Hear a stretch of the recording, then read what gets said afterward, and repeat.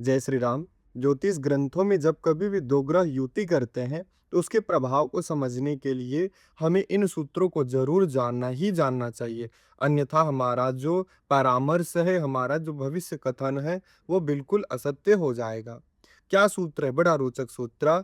ये सूत्र परस्पर दोष निवारक का सूत्र कहलाता है। जैसे मान लीजिए कि राहु और बुध साथ में है, तो अगर राहु और बुध साथ में है तो राहु के दोष को बुध दूर कर देता है।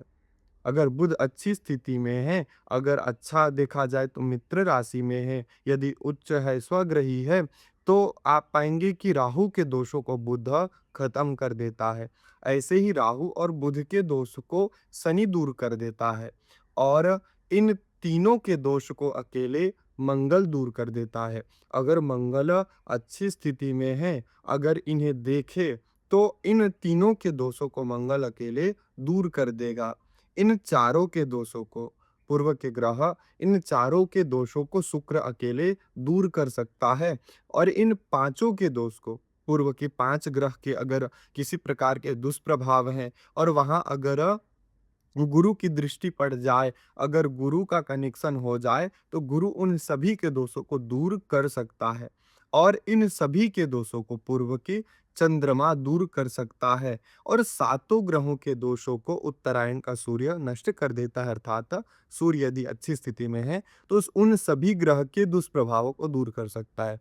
बुध के भी, राहु के भी, शनि के भी, मंगल के भी, इनके दोष को अकेला सूर्य दूर कर सकता है। उदाहरण कुंडली से हम लोग समझते हैं। अब मान लीजिए एक उदाहरण कुंडली है जिसके पंचम भाव में मंगल भी है, राहु भी है और शनि भी है। तो एक तथ्य ये कहता है कि यदि पंचम भाव में तीन क्रूर ग्रह हैं तो इसके कारण कहीं ना कहीं जातक की विद्या भी खराब हो जाएगी, संतान भी नहीं होगा, ये एक तथ्य कहता है। लेकिन ये जो जातक की कुंडली है, ये जातक बड़ा विद्या संपन्न व्यक्ति है। इसका कारण क्या है कि यहाँ पर पंचम स्थान में जो राहु और शनि है, दोनों के दोनों, उसके दुष्प्रभावों को मंगल, जो कि बली है, स्वग्रही है, वो दूर कर दिया।